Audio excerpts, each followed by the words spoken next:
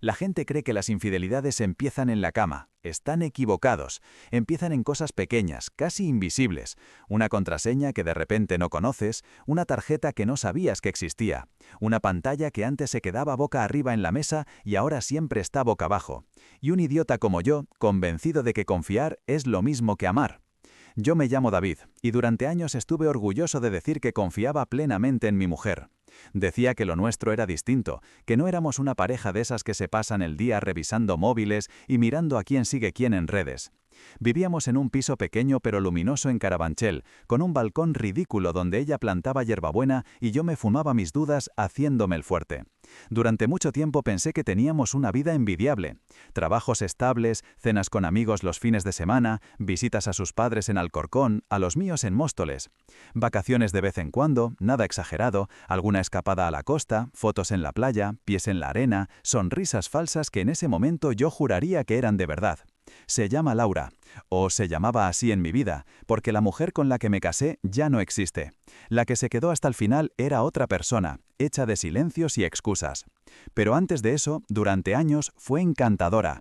Tenía esa risa que hacía girar cabezas en los bares, esa facilidad para hablar con cualquiera, esa forma de agarrarte del brazo como si el mundo no importara si la tenías a ella al lado. Nos conocimos en una cena de antiguos compañeros de instituto en el centro de Madrid. Yo no quería ir, pero un amigo insistió. Ella entró tarde disculpándose porque el metro se había quedado parado entre estaciones. Tiró sin querer una copa de vino sobre mi camisa y se pasó 10 minutos pidiéndome perdón, riéndose, tocándome el brazo mientras me decía que me quedaba mejor así, con manchas, que demasiado perfecto agobiaba. Desde aquella noche no dejamos de hablar, primero mensajes, luego llamadas, después quedadas casi a diario. Al cabo de unos meses ya estaba dejando cepillos de dientes en mi casa. A los 2 años nos casamos en una ceremonia sencilla, con familia y unos pocos amigos, en un salón de Alcalá de Henares. Brindamos, bailamos, prometimos cosas que ninguno de los dos sabía si podría cumplir, pero sonaba bonito decirlas. Los primeros años fueron fáciles. Compartíamos contraseñas de todo, mirábamos juntos las cuentas del banco, hacíamos números para llegar a fin de mes. Yo cobraba un poco más, así que asumí casi naturalmente el papel de el que se encarga de las facturas. Luz, agua, internet, alquiler, seguros, todo pasaba por mí. Ella bromeaba diciendo que yo era su ministro de Economía y que prefería no agobiarse con esos temas. El cambio empezó cuando me dijo que quería tener su propio dinero. No me pareció mal. Estábamos en la cocina un domingo por la mañana. Teníamos café, tostadas y la radio puesta de fondo. Me dijo que se sentía demasiado dependiente, que le daba rabia pedir dinero para regalos o para comprarse algo sin pensar en si descuadraba el presupuesto común. Que quería abrir una cuenta de ahorros solo a su nombre, dijo, para el futuro de los dos, dijo, remarcando esa línea como si fuera lo verdaderamente importante. Yo asentí, me salió del alma. Siempre pensé que la independencia económica era buena, sana. Me senté con ella frente al portátil, entramos en la web de su banco, Banco Santander, y empezamos el proceso. Nombre, DNI, dirección, correo electrónico. Todo normal. Cuando llegó el momento de crear la contraseña, me apartó suavemente la mano del teclado. «Esta la pongo yo, así no se me olvida», dijo, sonriendo. No le di más vueltas, era una cuenta de ahorro, no una bomba. Introdujo la contraseña sin que yo la viera, con los dedos rápidos sin dudar. Recibió el mensaje de confirmación en el móvil. Todo correcto. Cerramos el portátil y seguimos con nuestra vida. Si hubiera sabido lo que estaba construyendo aquella mañana, habría cerrado el ordenador y la puerta de casa al mismo tiempo.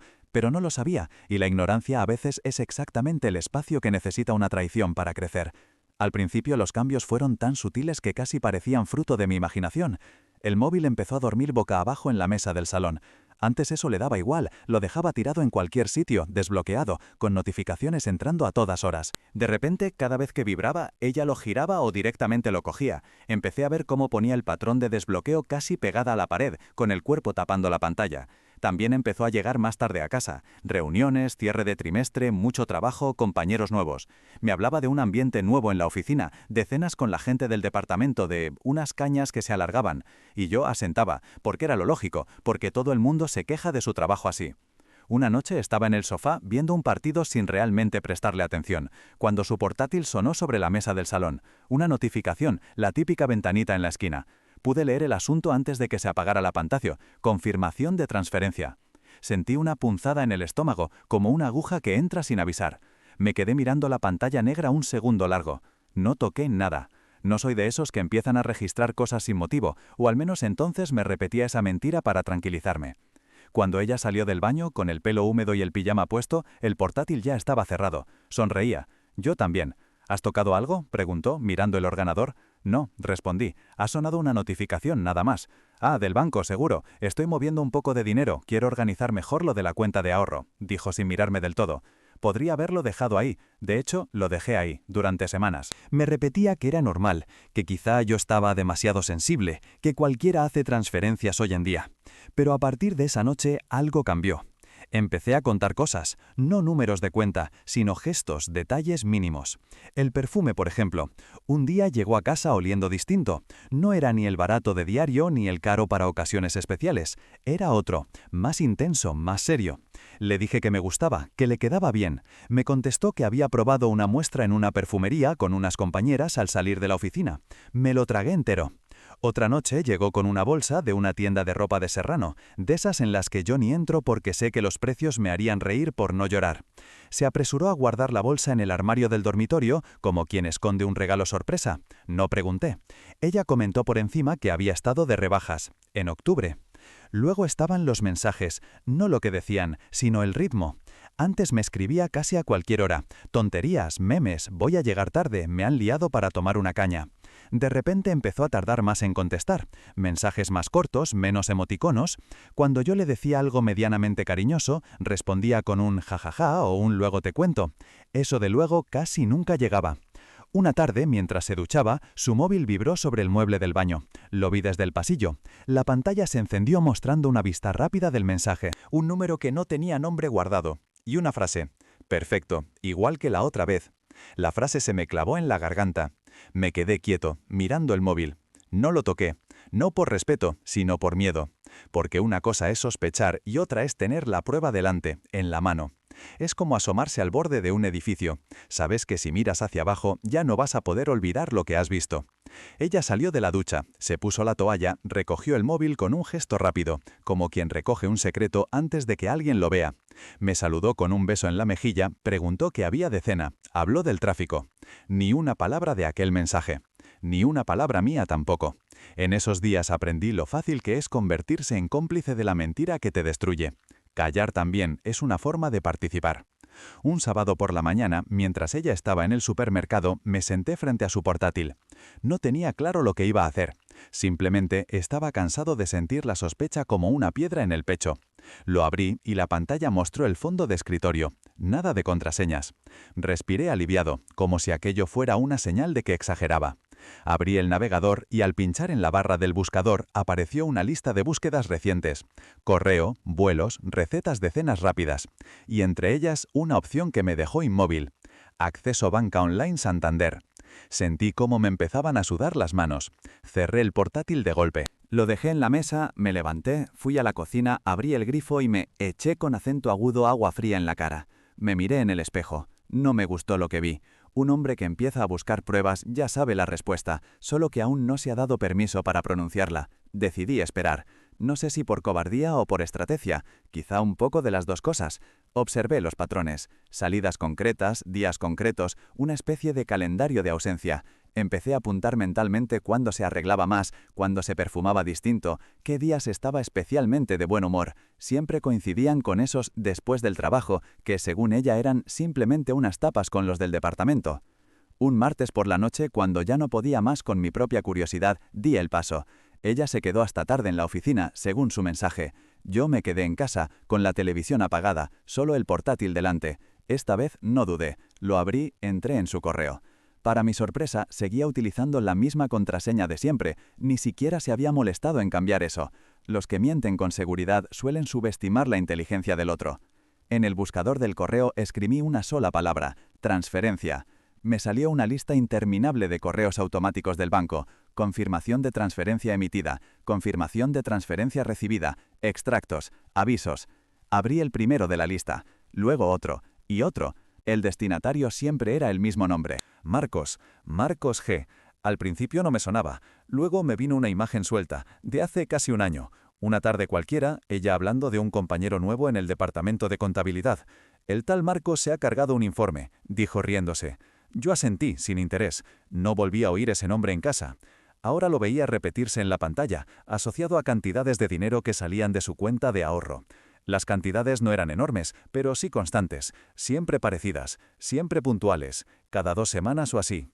En algunos conceptos ponía «para el viaje», otros «lo de siempre». Uno de ellos directamente decía «no se te ocurra olvidarme». Mi primera reacción no fue gritar, fue de ir por lo bajo, una risa corta, sin humor. No porque aquello tuviera gracia, sino porque por fin el monstruo tenía cara. Ya no era solamente una sensación vaga de que algo fallaba, eran números, fechas, nombres, correos, pruebas.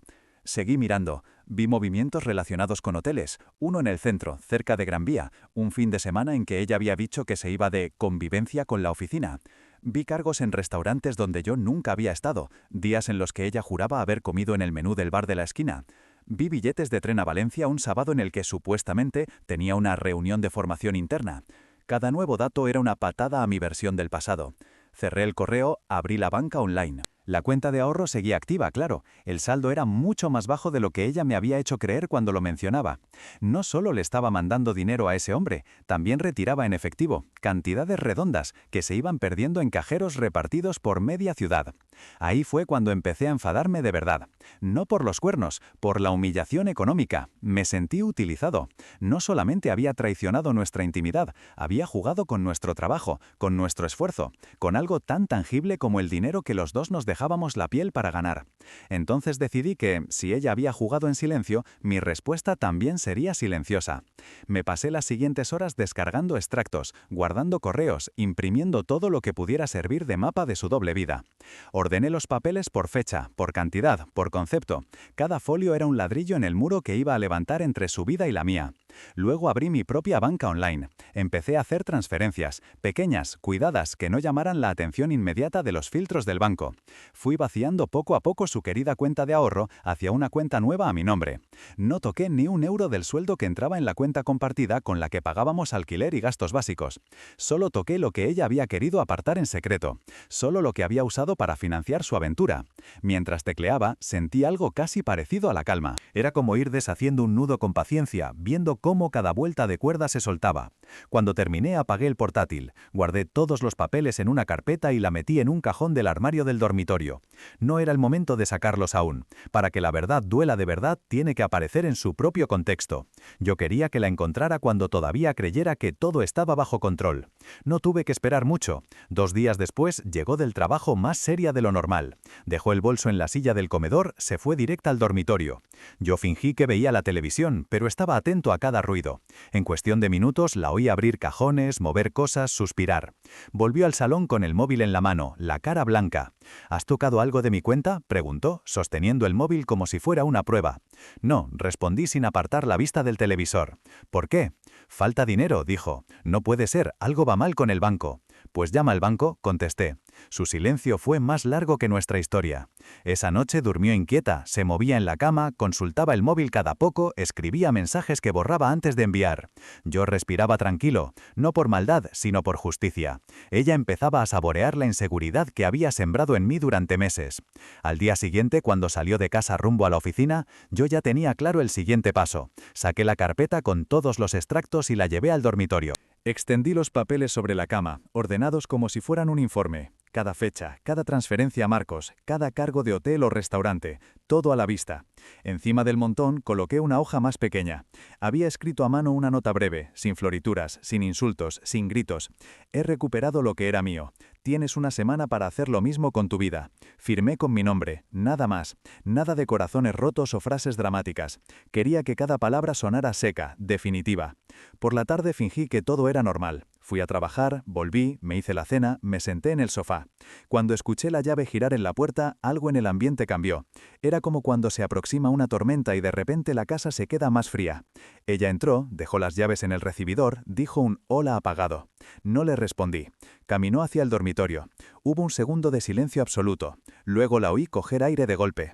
No fui inmediatamente. Le di tiempo a mirar hoja por hoja, a recorrer con los dedos la historia que había intentado ocultarme. Escuché cómo el papel se arrugaba un poco en sus manos. Luego la oí sollozar. Cuando entré al dormitorio, estaba sentada en el borde de la cama, con los papeles desparramados alrededor. Sostenía mi nota entre los dedos temblorosos. Me miró como si no me hubiera visto nunca. David, yo, no es lo que parece, empezó. La frase más vieja del mundo. No te molestes, dije, apoyado en el marco de la puerta. Si quieres te explico yo lo que parece. Ella negó con la cabeza, llorando. Déjame explicarlo, por favor. Yo me lié, fue una tontería. Empezó como... no sé cómo empezó. ¿Empezó? La interrumpí. El día que me pediste abrir una cuenta de ahorros para nosotros y decidiste que la contraseña sería solo tuya. Empezó cuando decidiste que era más divertido financiar a Marcos que construir nada conmigo. Empezó cuando dejaste de confiar en que yo merecía la verdad. Fue solo una época. Me sentía ahogada. Tú siempre controlando todo. El dinero, las decisiones. Yo necesitaba algo mío, balbuceó, aferrándose a las palabras como si fueran flotadores. Lo tuyo lo has tenido, respondí. Una cuenta secreta, un amante, hoteles, viajes, cenas. Has tenido mucho más de lo que confesaste jamás. Ahora te falta algo que no puedes recuperar. ¿Qué? Preguntó, casi sin voz. Mi respeto, dije. Y mi tiempo. Se levantó, dio un paso hacia mí. Intentó tocarme el brazo. Me aparté. Señalé con la barbilla hacia el lado del armario. Allí estaban sus maletas, ya preparadas. Ropa, documentos, cosas personales. Nada de lo que era realmente mío. Lo había empaquetado por la mañana, con calma, seleccionando cada prenda como quien escoge qué recuerdos se van y cuáles se quedan. «Te vas a arrepentir de esto», susurró, con una mezcla rara de culpa y orgullo herido. «Ya me arrepentí», contesté, durante meses. «Ahora solo estoy corrigiendo». «¿Y ya está? ¿Me echas y hacemos como si no hubiera pasado nada? ¿Me borras?» Sus ojos se llenaron de rabia de repente. No me alteré. «No te borro», dije. «Lo que voy a hacer es peor para ti». «¿Qué puede ser peor que esto?», se rió con amargura. «Olvidarte». La palabra se quedó flotando entre los dos. Ella bajó la mirada. Las lágrimas corrieron sin control ahora. Intentó volver al discurso del arrepentimiento, de las segundas oportunidades, de «podemos ir a terapia», de «todo el mundo comete errores».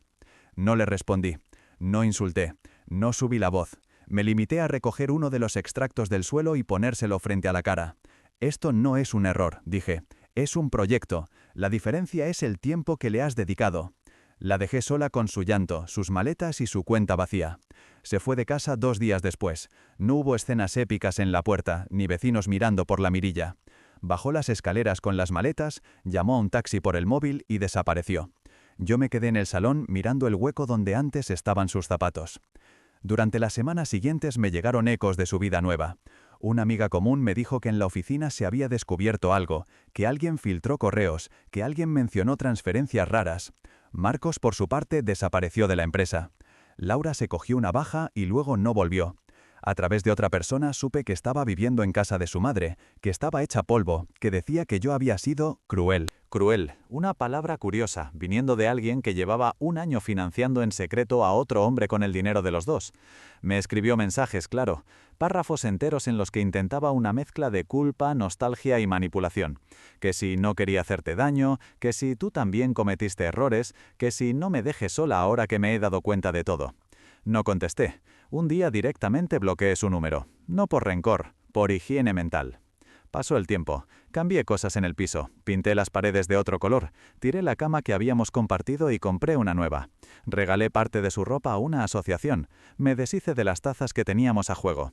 Quité las fotos de la boda y puse otras. Amigos, paisajes, incluso alguna en la que salgo solo, mirando a la cámara con una expresión que todavía estoy aprendiendo a reconocer.